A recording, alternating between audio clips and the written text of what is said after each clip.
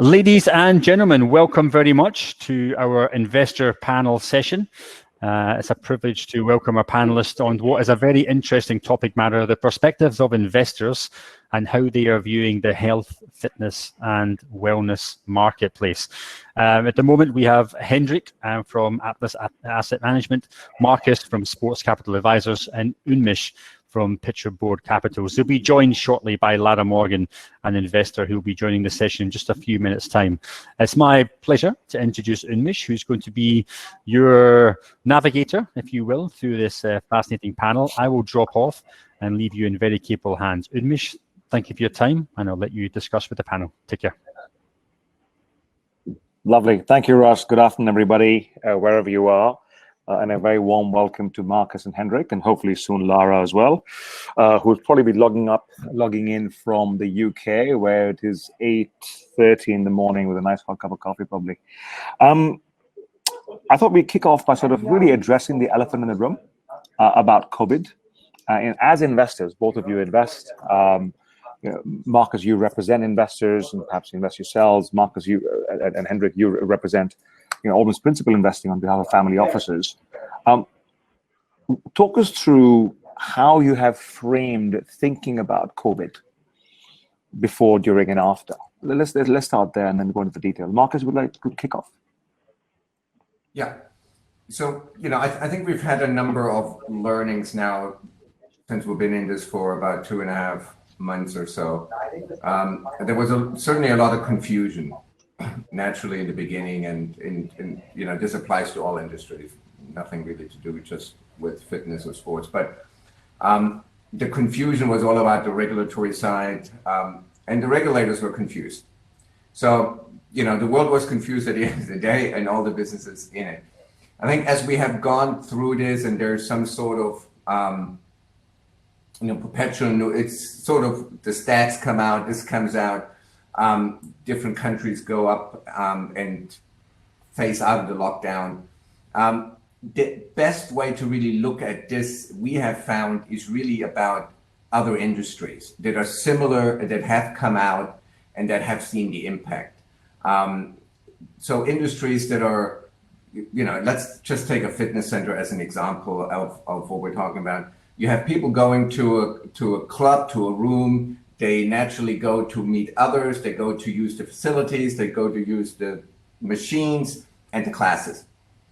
That is quite similar in a way to restaurants, to the F&B business. There's a community element. And what so far has come out is really that the business model that used to exist under the old rules, if you like, was already challenging. Right? There was a lot of competition, promotion, etc., but it sort of worked. If now we look at restaurant owners that are operating at 25 or 50% capacity, even though they are open, that really translated in a business model that no longer works in terms of profitability, paying the rent, staff, etc. So I think we're in this phase now where, okay, with the slight opening, a bit more here or there, the models are really challenged. Many have actually, I talked to a number of them, they said after 2-3 weeks, this makes no sense. So we'd rather be closed, save capital, and wait until, whatever day, until this whole thing sort of opens up fully again and then reassess. So I think that's where we are in the timeline of things. We'll see here in Singapore with whatever the news are tonight of what fitness centers and clubs can or cannot do, how many people they can allow in, etc., of where that pans out. But I think we're sort of in that middle part of there is hope, but we've seen we've seen partial opening not quite working from a certainly existing model and pricing. Okay, so to summarize, you're saying 3 things. One, when the shock happened, there's a regulatory response, TBC, because it was new to them as well. 2, you began looking at comparables, which is another way of looking at what else are people doing in other sectors. And then 3 is more sort of steady state, wait and watch now. Hendrik, what's been your sort of frame of reference in terms of internal conversations with LPs and with portfolio companies? Sure. So I want to address this question on like wellness as a whole, because that just now I think it was more offline physical, operators. Overall, I think what's happening now and what will continue to happen in the year and a half to go is going to be a game changer for wellness as a category forever. Oh goodness, maybe forever is a long time, but I do believe that, and I think the awareness and of the importance of both physical and mental wellness has been accelerated dramatically. And according to some sources, the global wellness market was forecasted to double in the next 4 years. Anyway, sorry, is this me, or can the others mute? I can't even. Don't worry. Okay. Good. Or anyway, yeah. Okay. So I just can't hear myself. Is the problem? Anyway, so I think wellness as a whole is going to be accelerated in terms of growth, even beyond the expectations of it doubling in the next 4 years. However, getting back to the physical wellness part, I've spoken to various different companies. On one side, operators, big box gyms, they say, oh, I think the demand for gyms will grow by 30%, coming out of this, because more people are, interested in physical fitness. And that's a fair assumption. And given the low penetration rates in Asia, gym penetration rates in Asia, that could happen. At the same time, if you're talking to online content providers, they say, oh, 30% of gym goers plan not to go back to gyms because they see how convenient it is to work out from home. So if you're looking at, specifics, it's going to be a very interesting 3 to 6 to 18 months to see who ends up, winning in the physical wellness space.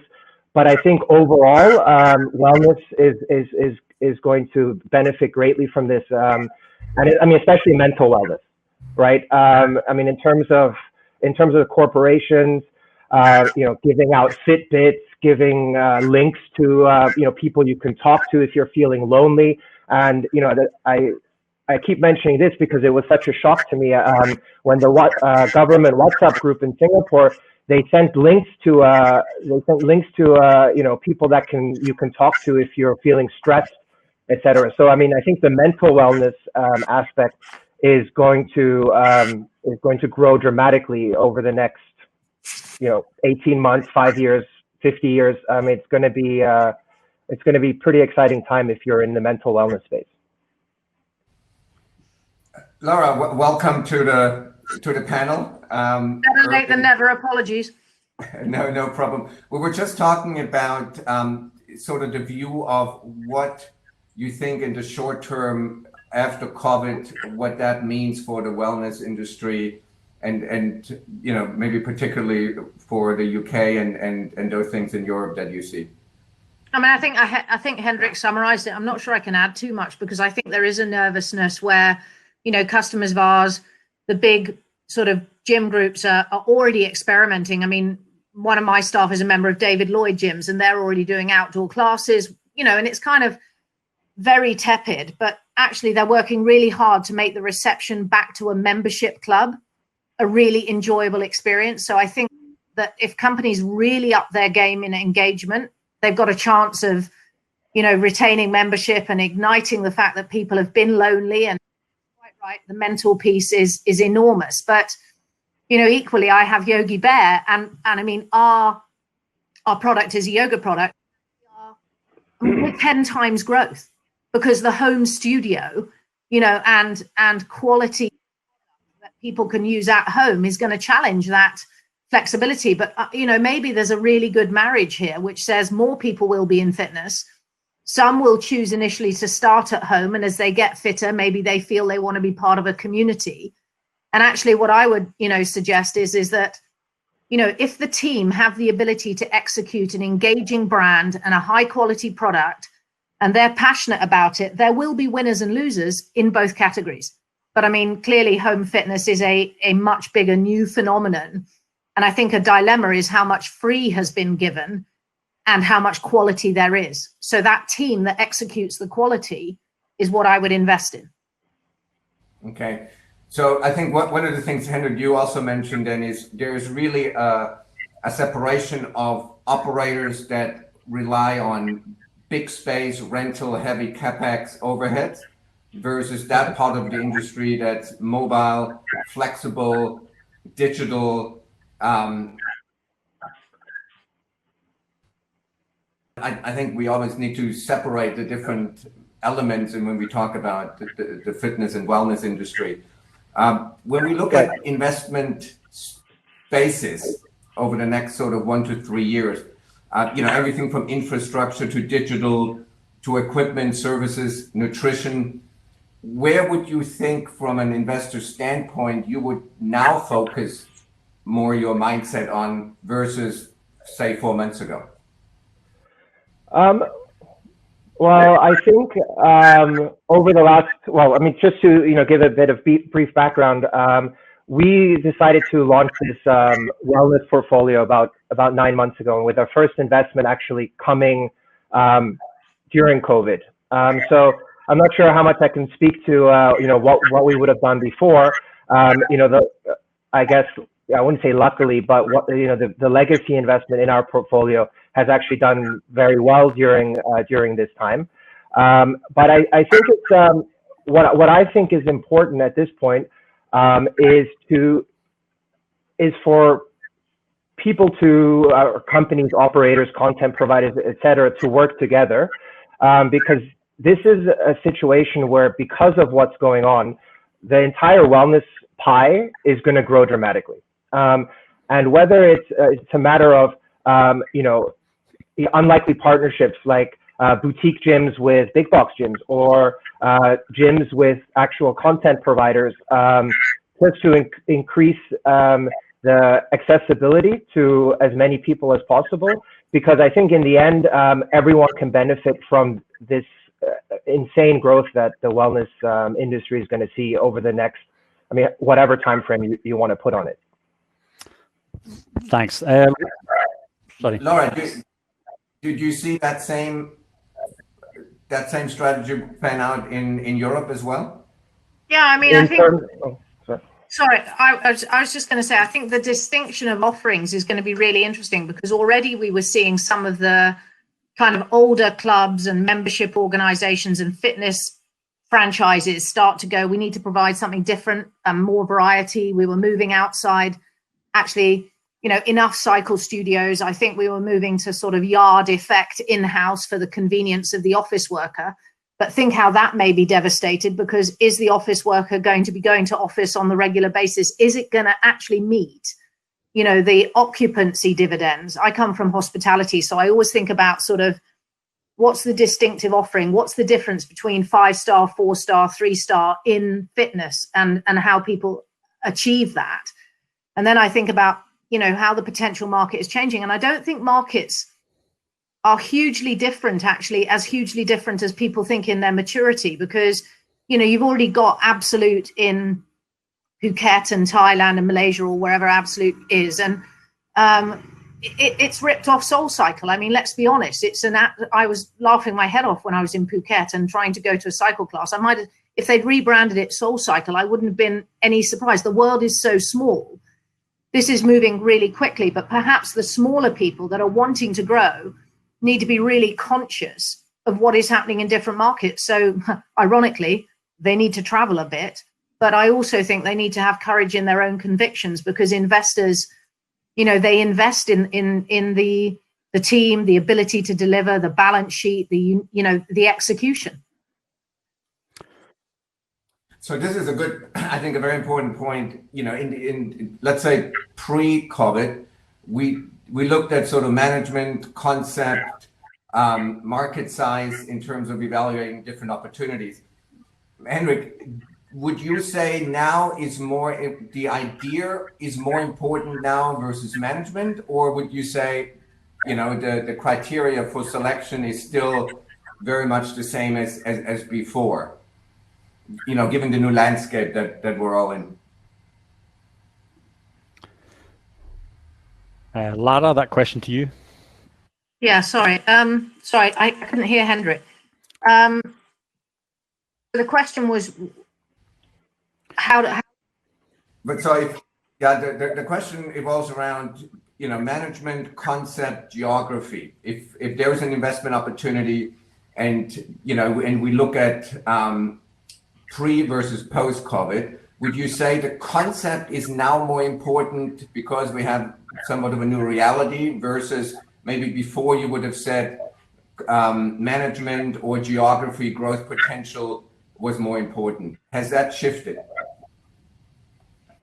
So I'm based in the UK, and I think Hendrik will answer this question better than I will, but I would suggest that there's been a massive interest in the APAC region as I see it. And where do you want to have growth? Well, mapping and the kind of franchise, the ability to template and checklist and then really drive fast growth. There's so much opportunity in the APAC region versus a fairly overpopulated,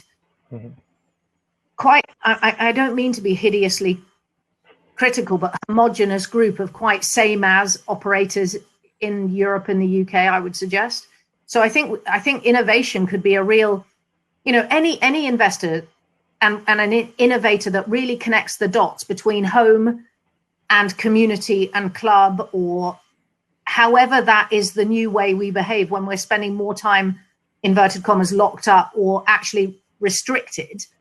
I think that's gonna unlock a lot of value, but I haven't come across who's the winner yet. I mean, Peloton is selling their socks off, as we know, and it'll be an interesting joined up proposition that might be the deal breaker.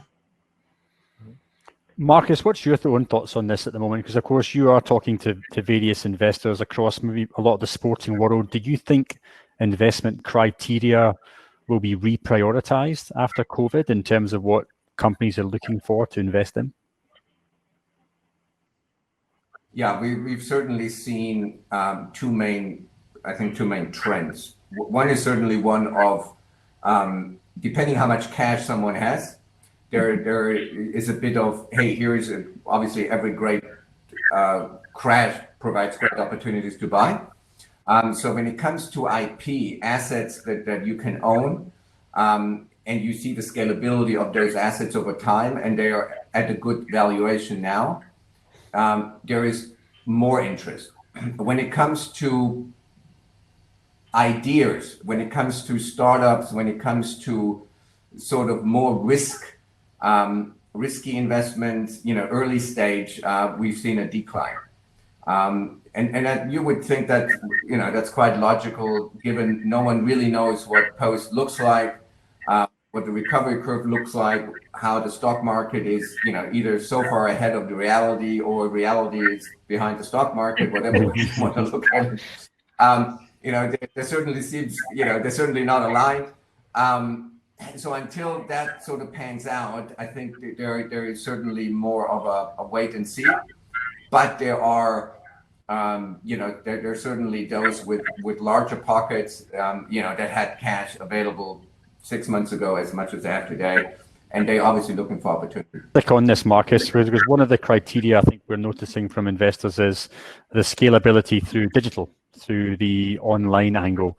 What are your thoughts at the moment on the future of online as being the core to any future investment?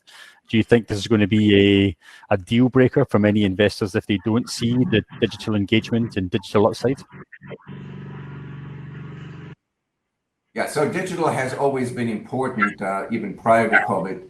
However, I think the strategy and the go-to-market and really the skill set in that space has sort of moved from maybe number 3 to almost number 1 now in terms of priority.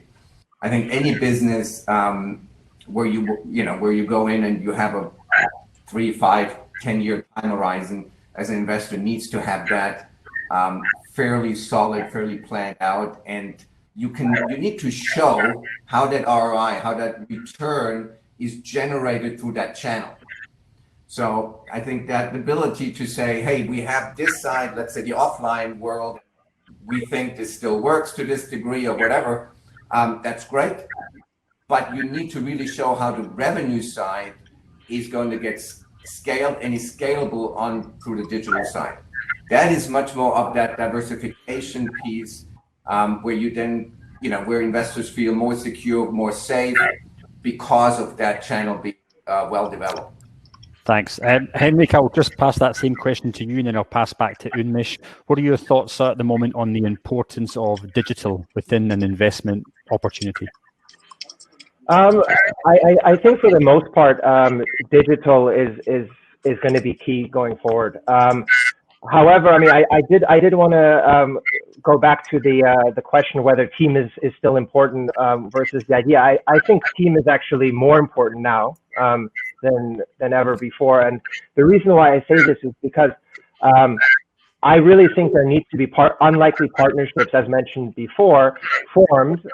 And if a team, like if the management team isn't, on point, super disciplined and good to work with, these synergies aren't going to be seen. So, and ideas are obviously very important, but I could have an idea. I probably won't be able to execute it as well as others. And I mean, that's kind of why Rocket Internet is Rocket Internet. They have an idea or they copy something that works, and they make sure that someone else can execute that idea. So I think team is as important, if not more important, than ever before.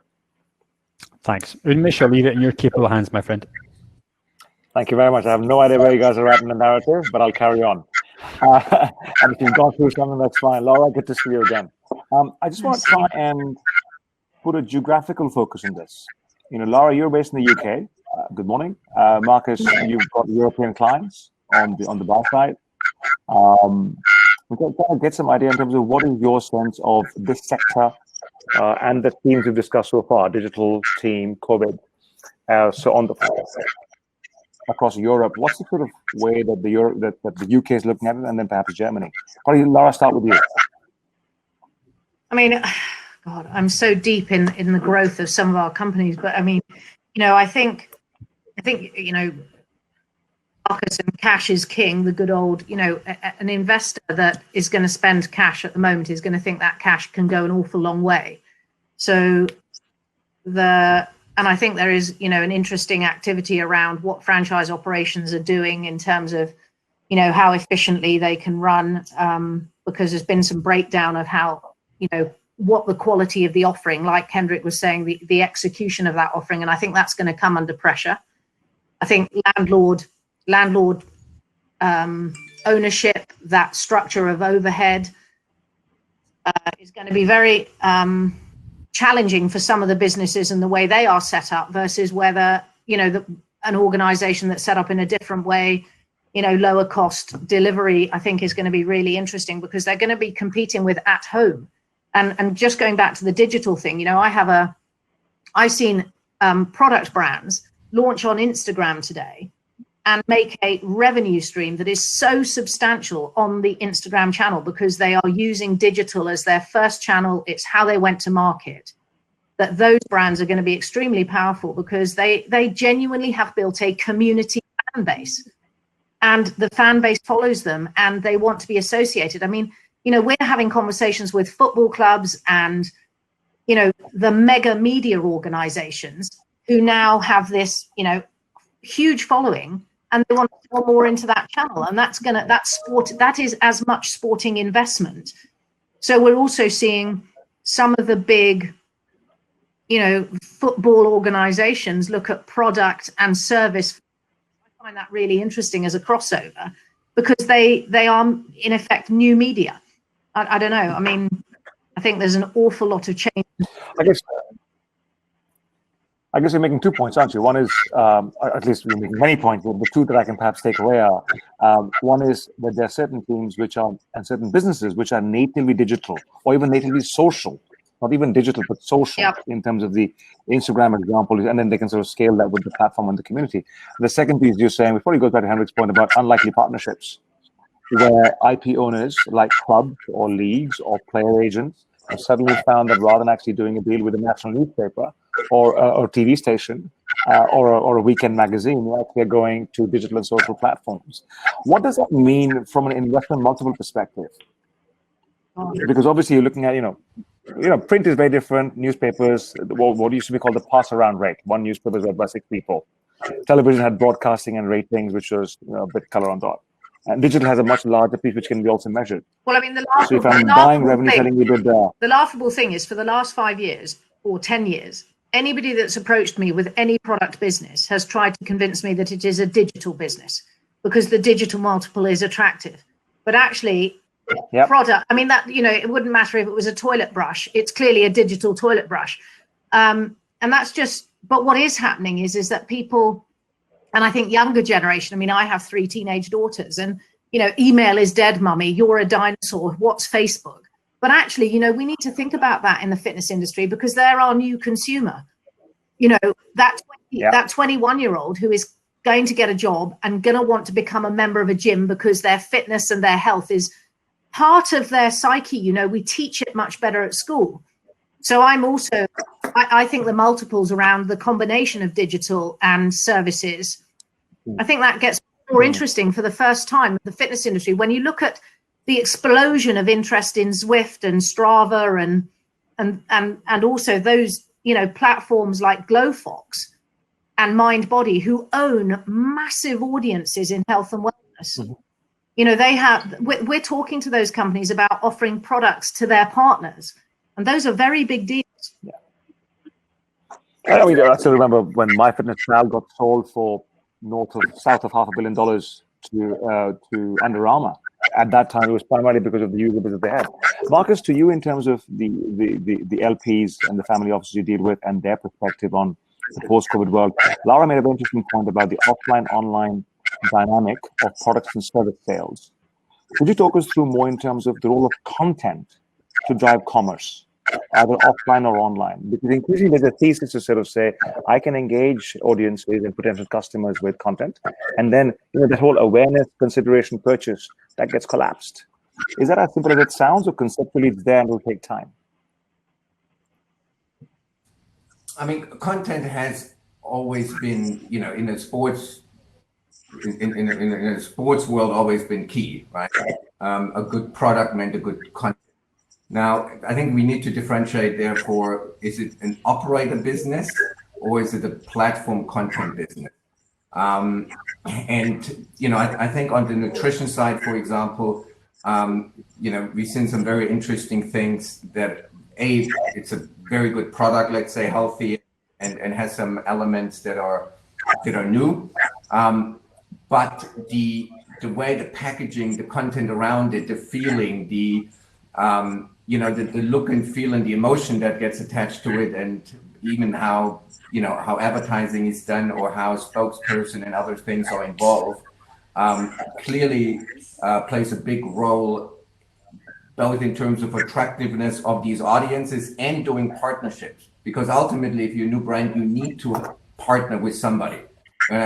Building up audiences one by one is a fairly time-intensive and costly thing. So partnership is always a bit of a rocket booster to something. But in order to be attractive as a partner, you obviously need to have that content piece well delivered. Understood. Hendrik, if I may come to you, we talk about team and we often talk about timing of businesses as well. I don't know if this has been covered before, but we are in the middle of fairly unprecedented times. Should we see that as a positive in any way? I think absolutely yes. This is, I mentioned before, so I don't want to repeat, but I will for your sake. Global Wellness Institute has said that the wellness industry is going to double in the next 4 years, and this is pre-COVID. I think that COVID, if anything, accelerates that even further. And we're, like you said, in unprecedented times, and this is what's special here is that all stakeholders can be aligned in what's going to happen going forward. So, obviously, it's the investors' job to find the good companies to invest in, to figure out a business plan, to figure out where the synergies are with other companies.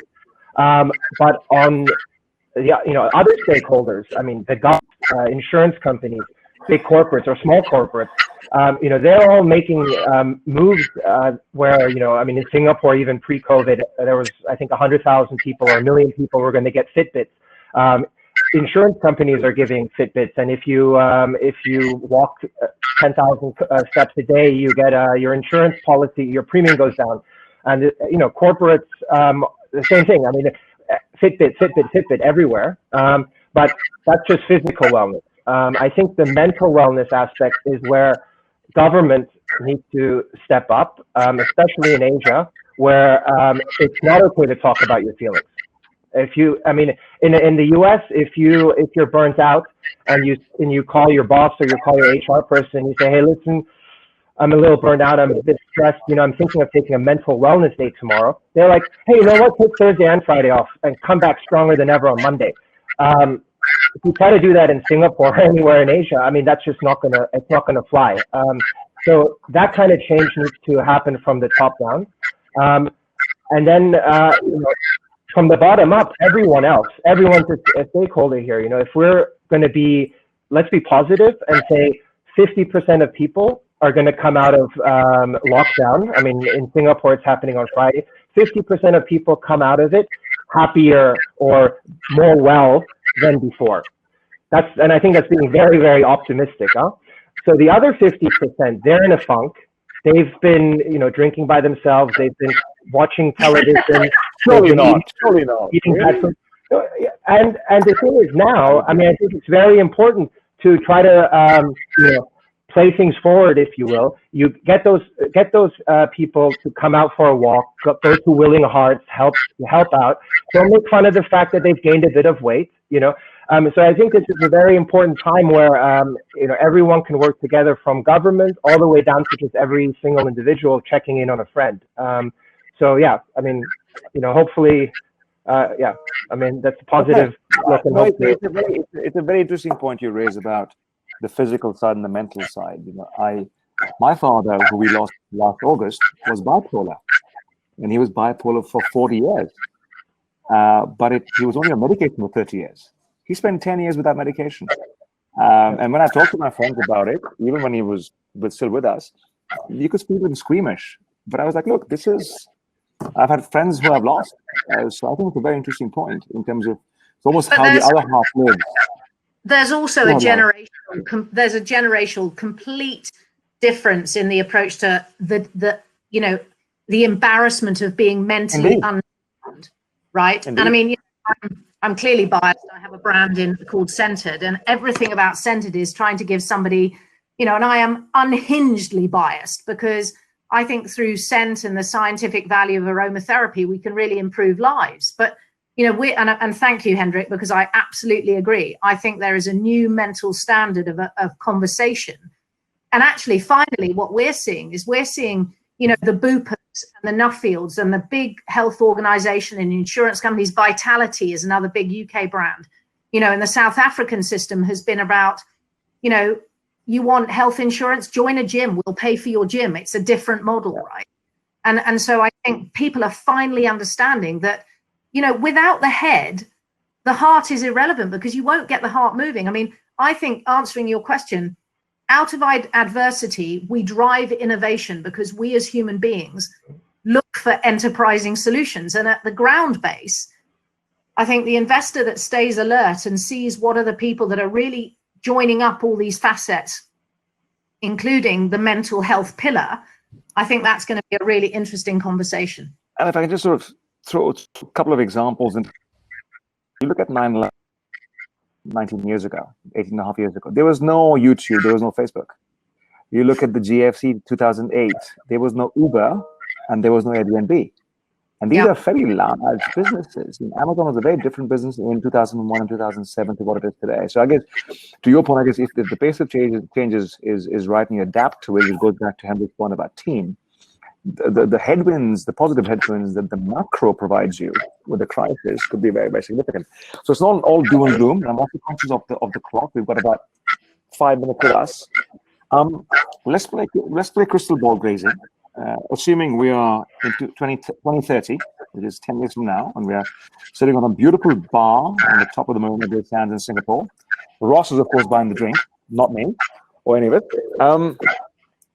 Tell us one war story. Tell us one war story, or talk to us about one investment, real or imaginary, that you feel is actually the hidden gem in all of this, or what helped you or a portfolio company to come through. What's the one thing that the portfolio company you look for in the leadership of a portfolio company, one, or what's the one area that you believe is untapped at the moment?